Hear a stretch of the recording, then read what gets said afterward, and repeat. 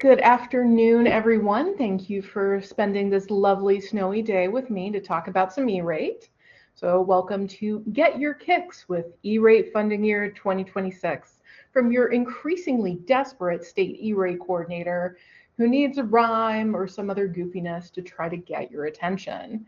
Goodness knows what's going to happen with next year for 2027.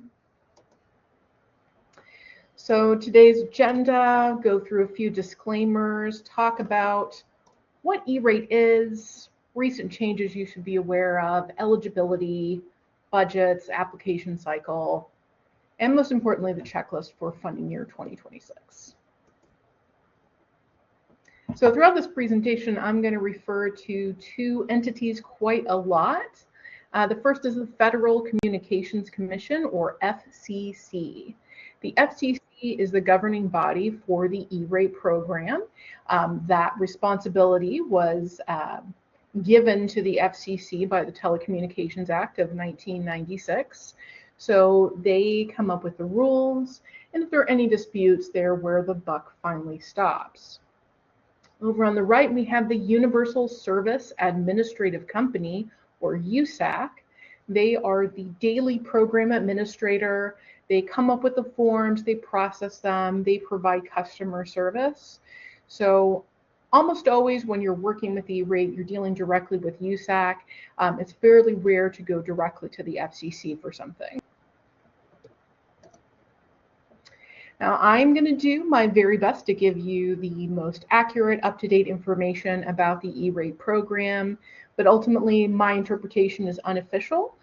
Official guidance comes only from the FCC and USAC, and also stuff changes. So, I show you what things kind of look like in the portal today. They may be a little bit different if there's some kind of system update. So first, what is this glorious E-rate program that we're all here to celebrate? So E-rate is short for education rate, which itself is a nickname for the Universal Service Program for schools and libraries. So that is one of the 4 universal service programs created by the Telecommunications Act of 1996. So this program helps schools and libraries pay for internet access and also networking equipment needed to get that internet access to devices in the building. So this is a discount program, not a grant. The discounts range from 20 to 90%, and it varies depending on, the level of the number of students who qualify for free and reduced lunch in the local school district, as well as whether the school district or library system is overall considered rural or urban. Those two factors go together. The core principles of the program are competitive bidding and cost effectiveness. So it's thought that by making applicants go out through a bidding process that is public, that is going to attract more bidders and help drive down the cost. And based on my experience from the past 10 years of doing this, I really do think that works. In particular, that has worked really, really well for driving down the cost of getting broadband. The E-rate program, along with the other universal service funds, are supported by fees applied to telecommunications charges. So you may see on your cell phone bill a universal service charge, or USF charge. So that is your contribution to this program, as well as the Lifeline program for low-income families and individuals, the Rural Healthcare Program, which helps rural healthcare entities, and also the ominously called High Cost Program, sometimes also called the Connect America Fund, which helps pay for broadband infrastructure. So, I don't want to brag too much, but you guys are just amazing. You are extraordinary at E-rate. I brag on you guys all the time to other state coordinators, and they're kind of jealous that I have this amazing responsive group who's willing to go up there and try things and participate, and it's amazing. So in 2025, we actually set a record for the highest participation of Kentucky Public Libraries since the program began. We had 107 libraries apply for E-rate discounts, which is truly incredible. And this year, over $1.7 million has been committed to those libraries. So that ranges from, one library getting $650 to help pay for rather inexpensive internet, up to, Louisville Free Public Library getting over $100,000 to fund internet access at all its locations, plus also some Category 2 networking equipment. So there's quite a range there.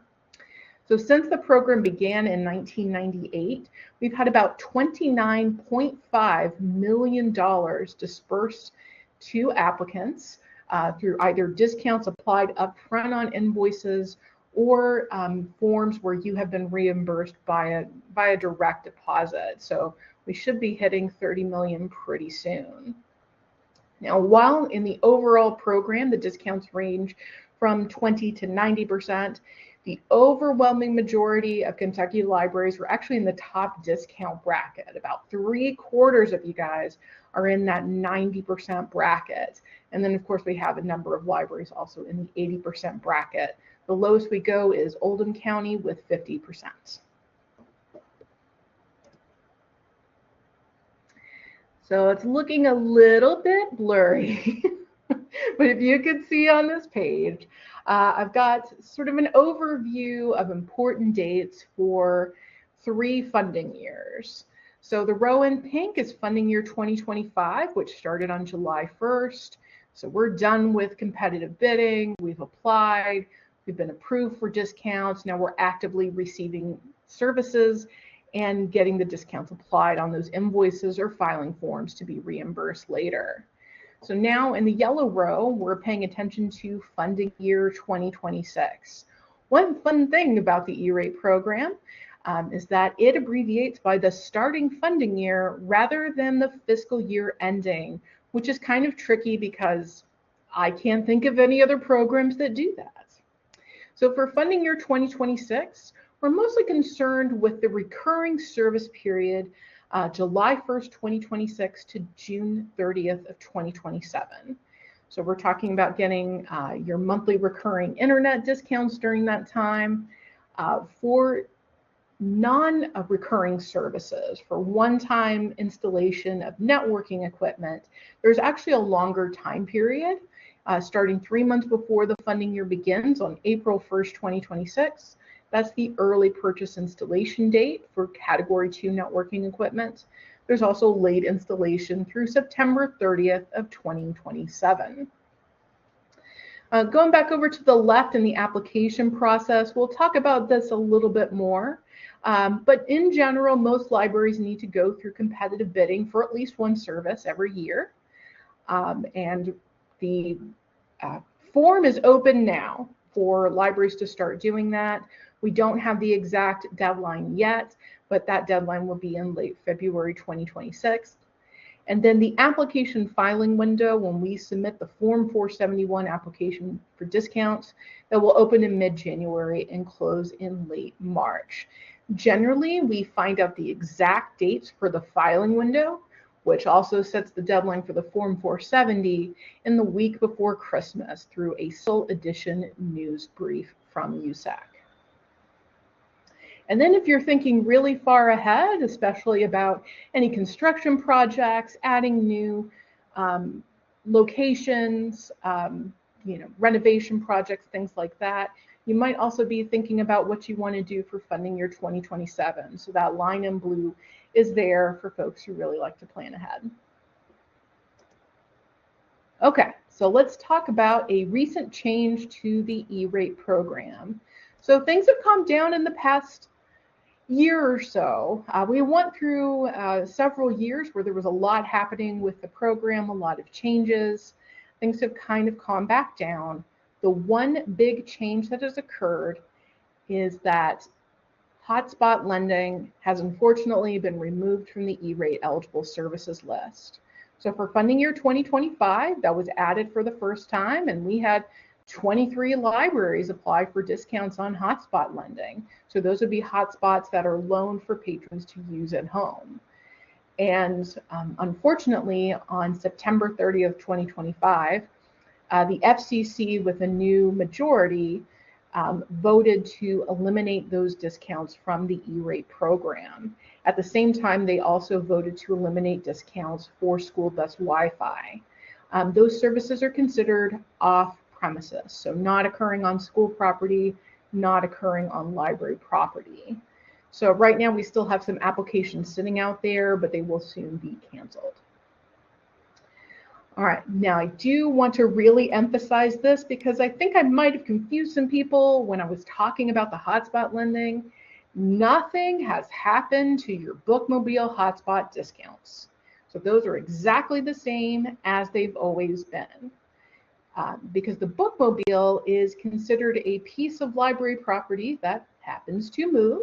It is mobile, but it is on premises. So cellular data or hotspot service for the library bookmobile still eligible. Just wanted to make that clear because we request a lot. We request, numerically, we request more hotspot discounts than any other state for bookmobiles because we have over 50 libraries that request those discounts every year, which really makes us stand out because we're #1 in the nation for bookmobiles. Go Kentucky.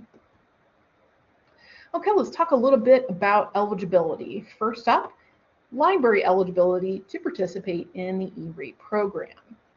So in order to participate in E-rates, the library has to qualify for support from the Library Services and Technology Act as defined by the relevant state library agency. Also, after meeting that definition, the library also has to have funding as an independent entity. So that means most school libraries and academic libraries aren't eligible for E-rate because their budgets are part of a larger school or university, whereas public libraries tend to have their own separate budgets. So if you're interested, you can go see the definitions on the KDLA website. We have definitions for eligible public library, eligible bookmobile. We also have a definition for eligible kiosk, or what you might think of as a satellite or mini branch. And speaking of those, if I'd been thinking ahead about what I put in my own presentation, that is an area of growth for Kentucky libraries. We're seeing more libraries trying to get discounts and succeeding in getting discounts for other service outlets that may not be your typical full branch that's fully staffed all the time. So we've had libraries like the Bath County Memorial Library with their Salt Lick branch. They have a setup there in Salt Lick, which is a tiny, tiny town. I think it's 270 to 300 people. They're providing fiber internet to that location. I think they've got a computer where you can look up the library catalog. So it's a way of providing service with a smaller footprint that's not committing a full branch. Bourbon County has done that with its Millersburg mini branch. There's a picture from the opening day there at the right. So we're seeing this kind of pop up around Kentucky, and other states are paying attention and they're thinking about adding definitions for eligible kiosks because they've seen the success of Kentucky libraries. So way to go being trendsetters. Now, in order to get E-rate discounts, there are, of course, provisos. It's a federal program. Obviously, there are going to be provisos. So one of them is that in almost every circumstance, in order to get E-rate discounts, your library has to comply with the Children's Internet Protection Act, or CIPA. So that is entailed when you get discounts on internet access or anything under E-rate category 2, which we're going to talk about the eligible services list here in a second, so that'll make more sense. The only exception is if you're getting E-rate funds solely for what's called telecommunications services. So that would be transport circuits or a wide area network that is connecting branches within the system that doesn't have that where the internet is provided separately. The only library that applies that way is Lexington Public Library. Every other Kentucky library that applies for E-rate has to comply with the Children's Internet Protection Act. So just good reminder to make sure that you are up to date with that. There's more information on the USAC website, or of course, you're welcome to talk to me. Okay, now on to E-rate eligible services. So what can you get your discounts on? So right now, the funding year 2026 eligible services list is still in its draft version. Now, there aren't any other changes to the eligible services list really, except eliminating hotspot lending. But otherwise, the other services have not changed. And we expect the finalized version to come out at any time. So if you go to the E-rate website, it does link to the draft version. Eventually, they'll update and add the finalized copy from the FCC. The eligible services list is split into two broad categories. Category 1 is about getting the connectivity to the library building or library location. Category 2 is about getting that connectivity to the devices in the building, whether they're accessing Wi-Fi or they're wired on the network. So category 1, again, covers recurring services from July 1st of 2026 to June 30th of 2027. So this covers basically any way you can get on the internet.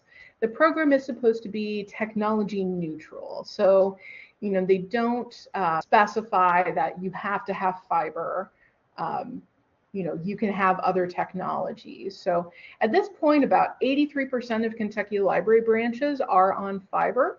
We still have some libraries getting cable, DSL. We've got a library that's going to be requesting satellite service for its bookmobile. It all just depends on what is most cost effective. So what is getting you the connectivity you need at the best price? Well, you know, making sure that all those technical specifications are really being met. As part of the internet discounts, you can also include the fees for static IP addresses and also what they call basic termination equipment. So that might be the modem or router provided by your internet service provider and other kind of network interfaces. You can have leased data lines, cellular data or hotspot service for the bookmobile. There is an option where you can actually get discounts on creating your own network, what they call self-provisioned broadband networks. You got to work pretty hard to prove that that's, you know, more cost effective than just getting a service that's already set up from another provider. But that is out there, and that's something that especially school districts have gone after. And also if you need what they call network equipment or modulating electronics to make a Category 1 service functional, that's also eligible.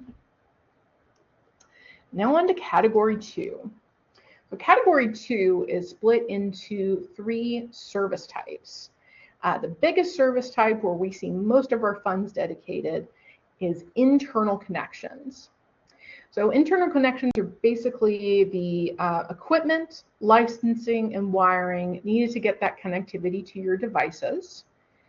And Kentucky libraries have had great success with this. So sometimes libraries are just getting a renewal license for an existing piece of equipment. Sometimes we've had libraries get discounts on the data wiring for a new building or just redoing the cabling in an existing building. Doing an entire refresh, getting tens of thousands of dollars worth of discounts to redo all of the equipment. So as long as you go through the steps correctly, you know, this funding is there to help you, because you can get maybe for not too much a really good internet connection, but if your network doesn't support it, It doesn't matter how great your connection is if there's a bottleneck on your network. So that's where category 2 comes in. So again, for category 2, we have that early installation and late installation. So we're looking at April 1st, 2026 through September 30th, 2027. So on the list, besides cabling, and cabling includes all of the cabling bits and bobs. So it can be the bulk cabling, it can be patch cabling, patch panels, cable raceways, J-hooks, all of the materials that go into a drop, all of that qualifies under cabling. I've got switches, routers, access points, firewalls, battery backups, racks. Now you do notice on the list that there are some things that have little asterisks or a dagger notice beside it. There are, of course, some provisos. E-rate is about funding basic conduit access to the internet. So some pieces of networking equipment also have features for advanced security that make them not fully eligible for E-rate. In particular, that comes up a lot for the licenses for firewalls. Often those are 50% eligible for discounts. Sometimes that comes in with routers as well. Additionally, for battery backups and racks, those are eligible to the extent that they're supporting equipment that is eligible for E-rate discounts. So if you've got a battery backup that's just backing up your switch, your router, your access points, your firewall, that's probably fully eligible for E-rate discounts. If it's also backing up a server, it might be partially eligible for discounts. Or if it's just backing up computers, it wouldn't be eligible because computers and servers are not eligible for discounts. Similar concept with racks. Continuing with category 2, you have basic maintenance of internal connections, or BMIC. So that is the repair and upkeep of eligible pieces of internal connections. So this sometimes could be a technical support subscription. It could be a contract where you've got a vendor that comes every month to maintain your equipment. It could be a contract where if something happens, something breaks, they come and fix it and charge you for X number of hours of maintenance work. Could be configuration changes, could be software patches. Just kind of depends. If you want a more thorough description of basic maintenance, Funds for Learning has probably the best description I've seen of that service. That'll be linked on the slides that you can download from Blackboard. Last but certainly not least, managed internal broadband services, or MIBs. So this is where you've got a vendor that is handling the initial setup and configuration of your equipment, and they're handling the daily monitoring and operation of that networking equipment. So a lot of times you might see this service called managed Wi-Fi or managed firewall. And this has been an area with a little bit of growth for Kentucky libraries. We've seen in particular some internet providers get into the business of leasing and managing equipment like firewalls or routers, switches, and access points.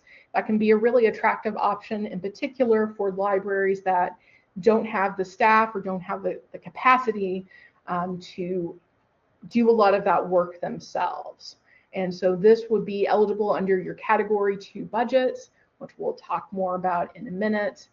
And yeah, I'm really glad that this is continuing to be part of the program because it has grown and grown over the years. I think when I first started doing this in 2015, I don't think we had any libraries applying for managed services discounts, and now we have 6 or 7 per year, which doesn't sound like a whole lot, but for me, that's been a pretty big change in recent years.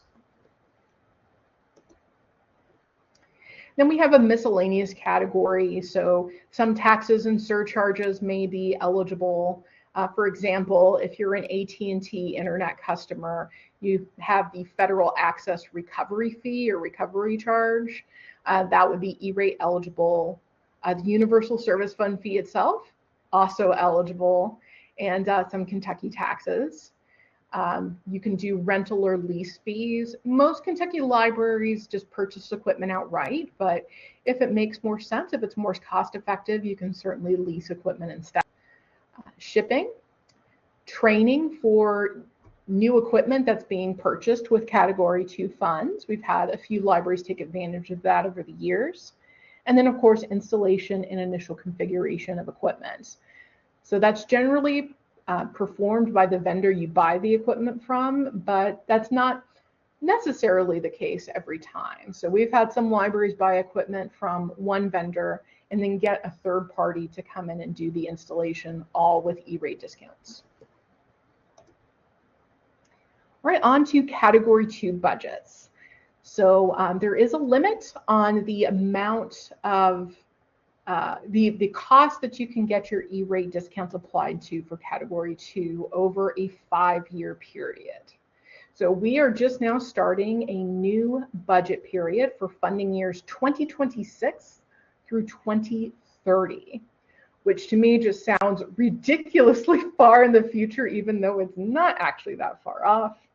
But we've just wrapped up our first 5-year budget period that ended with funding year 2025. So now everybody's starting over with brand new budgets.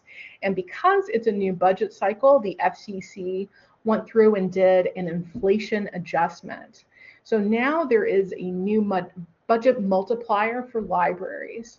So you can get your discounts on up to $5.43 per square foot throughout your library system.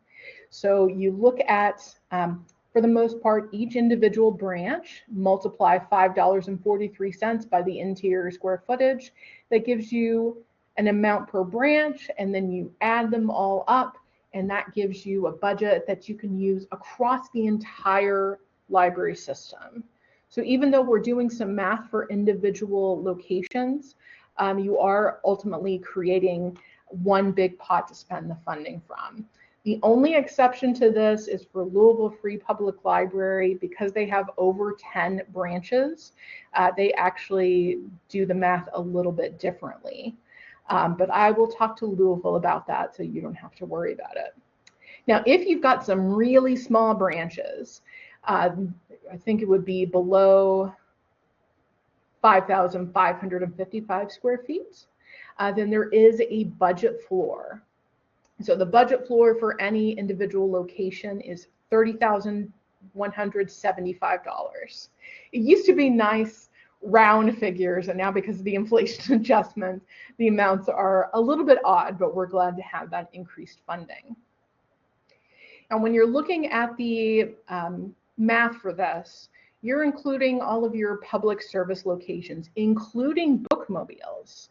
So your bookmobile qualifies for Category 2, and its square footage contributes to Category 2. If you have a separate entity number for your bookmobile, then that would qualify for that budget floor of $30,175 because the bookmobile is a very small branch, of course. The exception would be administrative-only branches. Admin-only locations can receive Category 1 discounts on internet access or data transmission services, but it doesn't qualify for any Category 2, and the square footage of those branches don't contribute to the Category 2 budget. Right now, I think the only library that has an admin-only location would be Kenton County Public Library. And you can go to the E-rate C2 budget tool for funding year 2021 plus. It just rolls right off the tongue. So there is a tool where you can look up that funding. You just need to use the BEN or BEN filter, so your billed entity number, to pull up your library's results.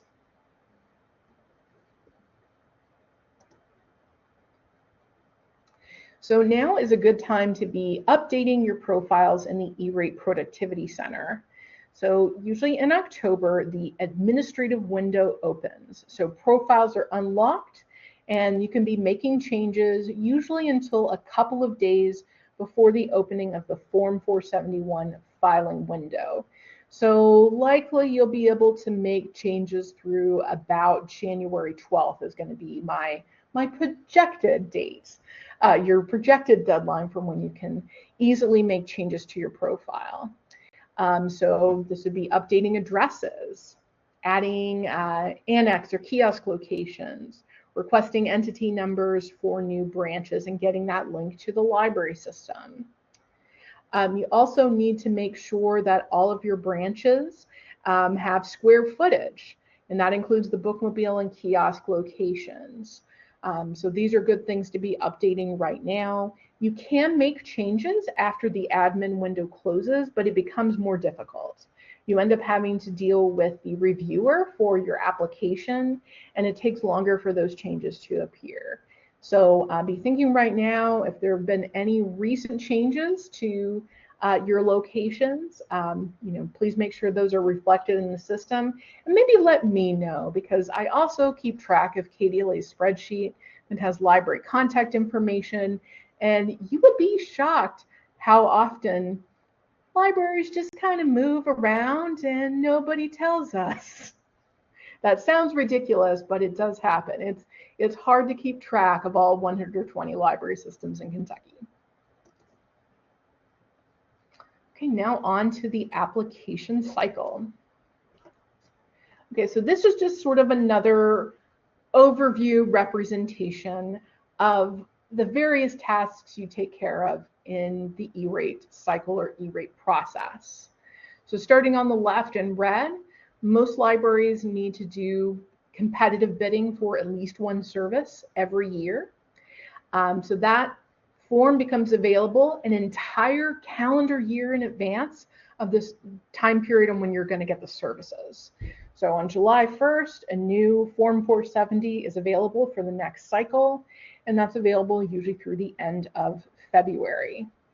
When you're going through competitive bidding, you have to allow at least 28 calendar days for bids to come in before you can file the Form 471 application for discounts. Keeping in mind that you may already complete your Form 470 bidding process, you may have to wait for the filing window to open, because that's available only mid-January to late March prior to the start of the funding year. Those applications are reviewed.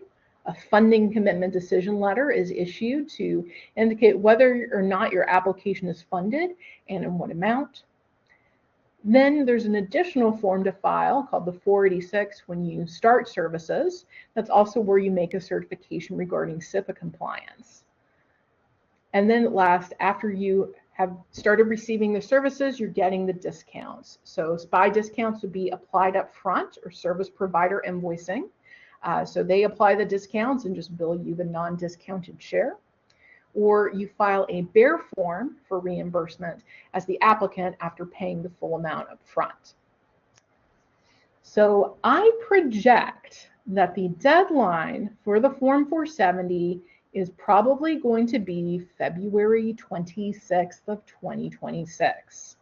Again, that is not 100% confirmed, but I'm pretty confident about that date. Again, we'll find that out for certain the week before Christmas if USAC is keeping the same schedule it has in the past few years. And I project that the deadline for the Form 471 application will be March 26th of 2026. So be keeping those in mind. Now, a little bit more on each part of the cycle. So again, competitive bidding. The Form 470 is where you are telling vendors, here are the E-rate eligible services that my library needs upcoming year. And you're allowing those vendors at least 28 calendar days, not business days, to respond with bids. You can certainly keep bidding open longer. You just can't have a shorter bidding process. That is one of the most important rules in the E-rate program. If you jump the gun and decide too soon, then you've made a competitive bidding violation, and that may prevent you from getting funding. It will likely prevent you from getting funding. So during the process, all vendors need to be treated equally. So it's a fair and open process. You're not giving any other vendors extra information. You're keeping everything above board. When you're evaluating bids, you have to use cost as the primary factor in the evaluation, meaning it's the most heavily weighted factor. And you have to keep records of the entire bid process. So you're keeping winning bids, losing bids, your evaluation, contracts if you sign them, communications with vendors. All that paperwork needs to be kept. That's a little bit unusual that you're also keeping some of that losing bid information for the entire E-rate document retention process, which, spoiler, is 10 years after the end of the funding year. Also, I do like to point out that filing a Form 470 does not mean that you have to go through a contract and receiving those services. So if you go through a 470 bidding process and you're not happy with any of the bids, you don't have to sign a contract for those services. You don't have to file an application form.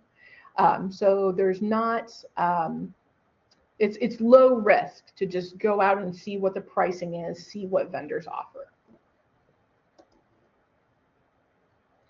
Now, there are some competitive bidding exemptions. There are some ways to skip the process.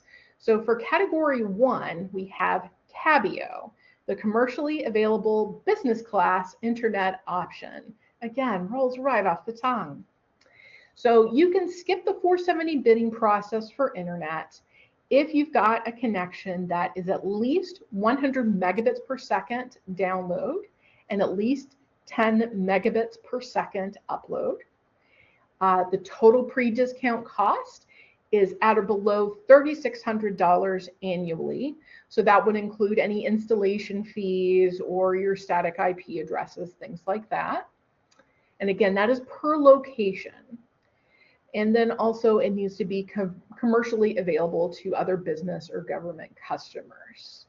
So we've got quite a few libraries now that are getting some deals from usually smaller providers, or it might be a cable option that meets those bandwidth requirements. So this can really cut down on your work, especially if you've got a connection that's doing what it needs to do and you're not looking for changes.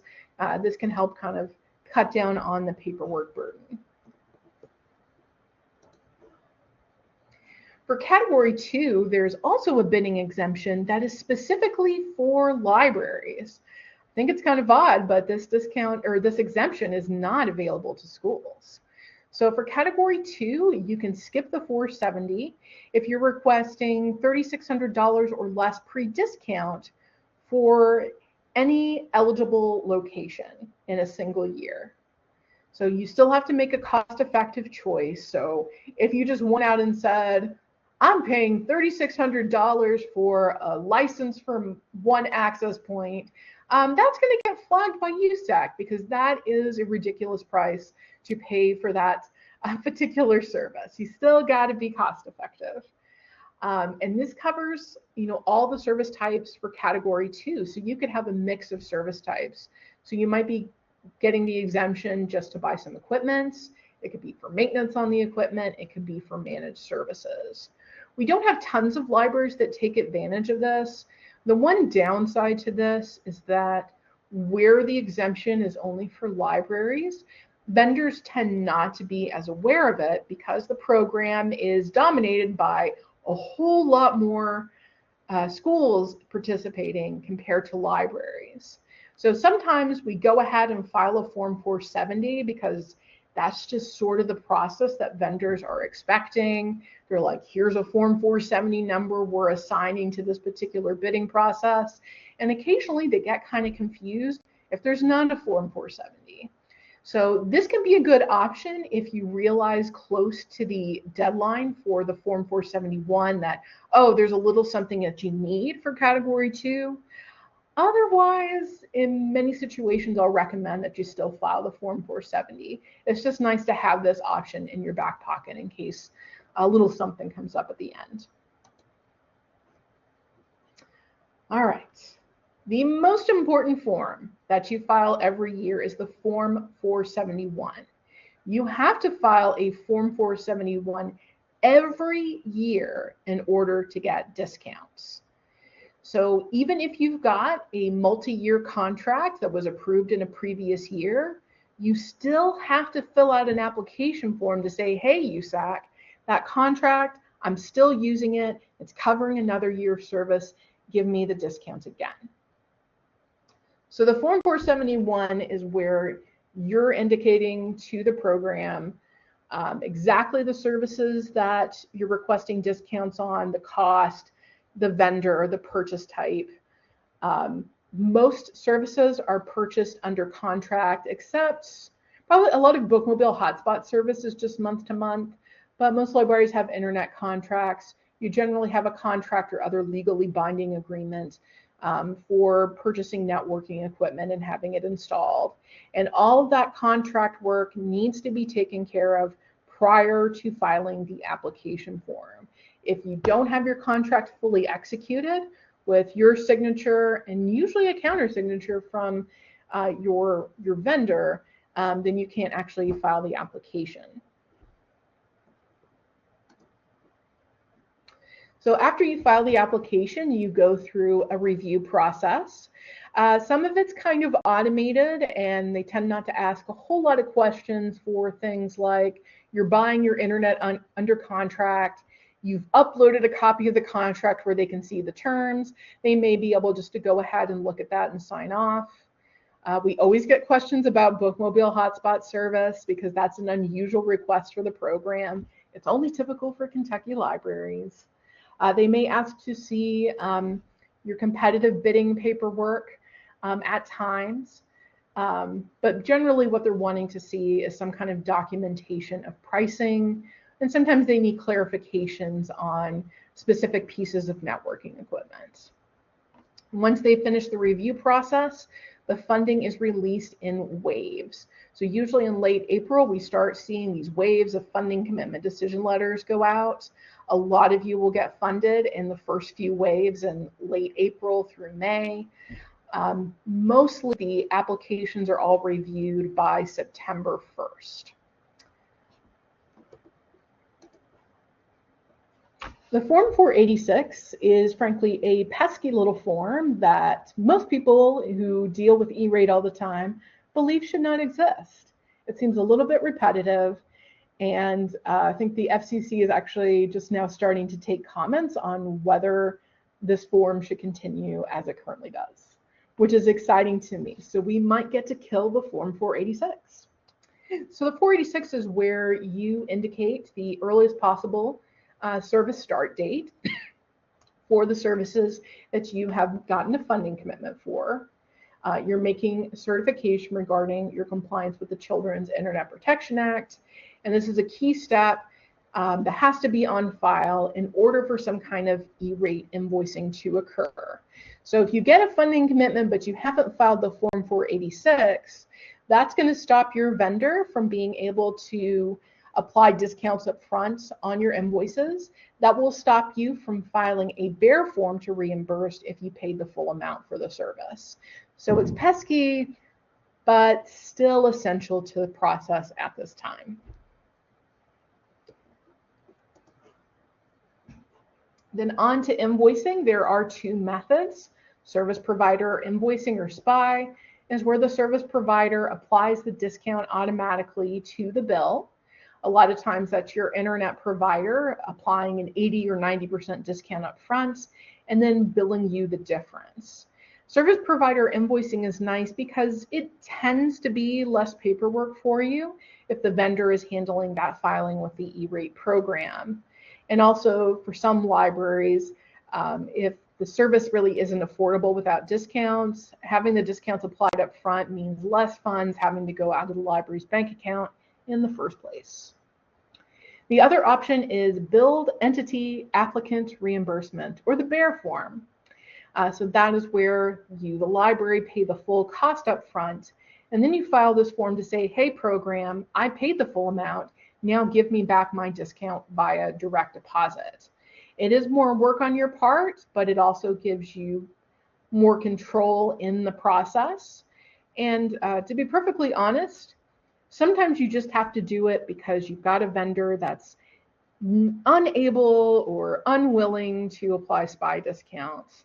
Frankly, the program rules say that it's supposed to be the applicant's choice about whether you do SPI or bare. But here in reality, where beggars can't be choosers, a lot of times libraries are filing bearer forms simply because they don't have a vendor who will play ball.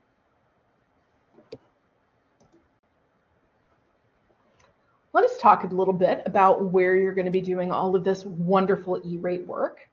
So the E-rate Productivity Center is where most of the E-rate magic happens. So sometimes it's called EPC, or EPIC for short. I think I usually say EPC, but it's up to you. Got a link there on the screen. So in this system, your library can have multiple users with various permission levels. So there's an account administrator who's responsible for creating new users and deactivating old ones. And there are certain changes that only they can make. But you can have several users who have full rights, who can create and certify various types of forms.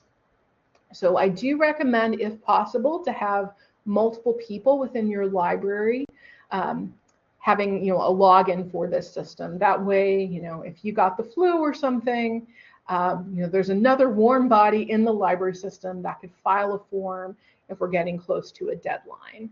But there are a number of libraries where the account administrator is the only person with the login.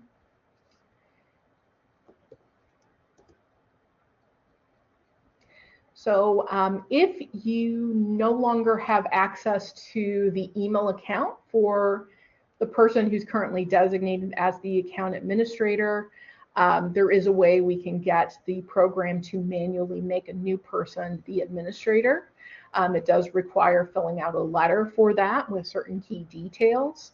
I'm glad to assist you with that, or you can contact the USAC Customer Support Center for assistance with anything to do with login information. If you're the account administrator, you have an option on the landing page of the E-rate Productivity Center. You have a link for managing users. That gives you an option to check the box beside your library name, click on Create a New User, and then fill in some information. I do apologize that this is very, very small. It's basically the name, title, phone number, email, and address, the work address for the user. And then at the bottom, you set their permission levels. So most of the time, you're going to be setting new users to full permissions. That way, for any type of form and review for any type of form, that person can take care of it. If you're logging in for the first time, you go to the portal and perform a password reset from that initial login. And you will need to accept a rather lengthy set of terms and conditions. If you have problems, again, contact the USAC Customer Support Center. And I apologize, there's a lot of color on this page, just pointing out some of the most important parts of the landing page. So let's start over on the left with the USAC logo. That lovely set of lines of blue boxes. Directly below the USAC logo, it says welcome and your library name. Your library name there is a link to the overall library system profile. So often that's where you're going to be going to make changes like updating addresses. There's a separate section for accessing the profiles for individual branches if you're in a multi-branch system. Going over to the right-hand side, there's a group of links. It looks like it's about 4 rows there. There are shortcuts to starting some of the most common forms, like the Form 470 and Form 471, or some post-commitment changes, like service substitutions. You've also got a Contact Us link that can be used to create a customer service case with USAC. Let's see, going back up to the top left, in the blue menu bar on the left-hand side, you've got a tasks list. So if you start working on a form, but you're not able to complete it all in one go, the system will save your progress in the form and you can pick it up again from the tasks list. And then at the upper left, you will have your initials, or if you've uploaded a picture, you'll have your picture. That is where you access your individual profile. Do make sure if there's been an address change for the main library that you update the system address, but if that's where you also update the address on your individual user profile. That's also where you can log out of the system. It's also important to note at the bottom in the center, just that picture of the USAC logo. Elsewhere in the portal, when you see that USAC logo in the upper left-hand corner, that is your shortcut to get back to my applicant landing page. There's not, unfortunately, a home button that just says home or something that's a little bit easier to determine. Just be looking for the USAC logo. Elsewhere on the landing page, there's a section for looking up your various entities. So again, if you're a multi-branch system, you'll need to access each individual profile to make changes. You can look up past customer service cases. And then at the very bottom of the page, you can look up forms that you have already filed. So there's a form type drop-down, you select the funding year, and then the results will appear at the very bottom of the page with links to open those forms. Okay, coming down to the home stretch, let's talk about what you really need to do to prepare for funding year 2026. So for the E-Rate Productivity Center, make sure that all the data that USAC has is up to date for your library or library system. Have you added any new branches since the last time you applied? Have the mailing or physical addresses changed?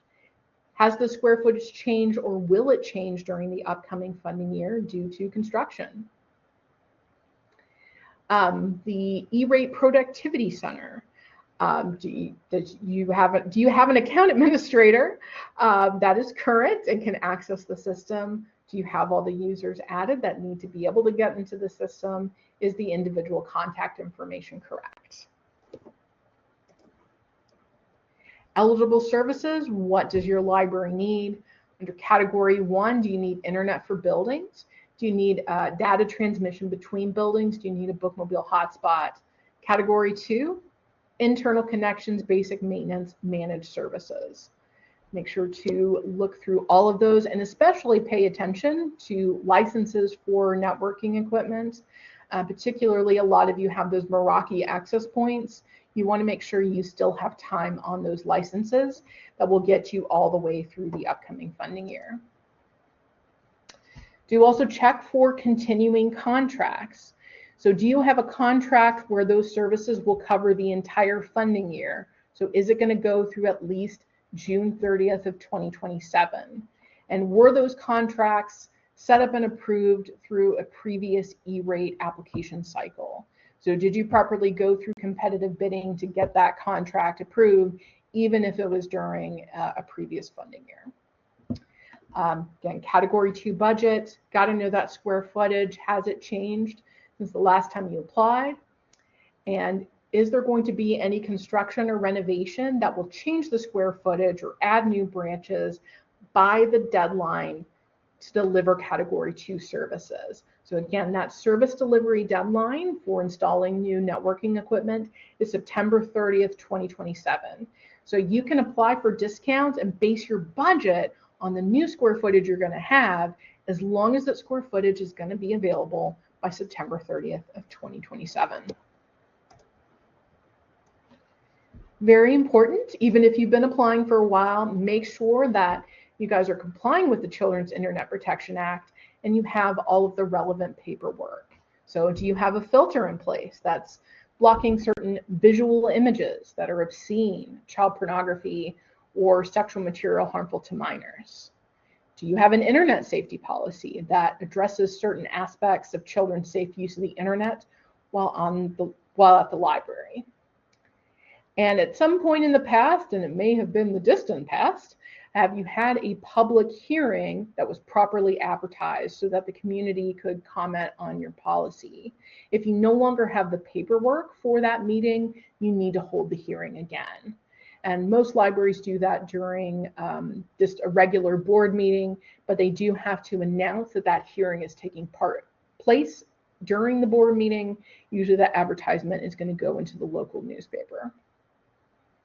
And then, most important of all, you're going to ask for help from KDLA. So KDLA pays me to help you with E-rate stuff. It is ultimately your responsibility to file your library's E-rate forms accurately, but I am here to help and hold your hand through every aspect of the process, from competitive bidding to applying to invoicing those discounts. So definitely ask me for an appointment to work on forms together, or you can send me a draft copy of the form and I can review it before you certify it. Okay, just wrapping up a bit, I do have some links to some helpful pages from KDLA, from USAC. There's also a good overview page from E-Rate Central. They're a consulting firm that downloads the E-Rate data, and they give us a way to display it that I think is more accessible than trying to use some of the USAC databases. You just have to go to that page and type in your billed entity number to bring up an overview that shows all of your library's funding from previous funding years. I think at this point, all of you in this webinar, or if you're watching this, are probably members of Kentucky Tech. But if not, you can email me or send a blank message to the email on the screen and get approved to access that. It's where we make various technology-related announcements, including E-Rate, and you can ask questions of other library staff around the state. So thank you very much for your time. I will hang out here for a few more minutes if you have any questions, but otherwise, go forth and get your E-Rate, my intrepid E-Rate filers.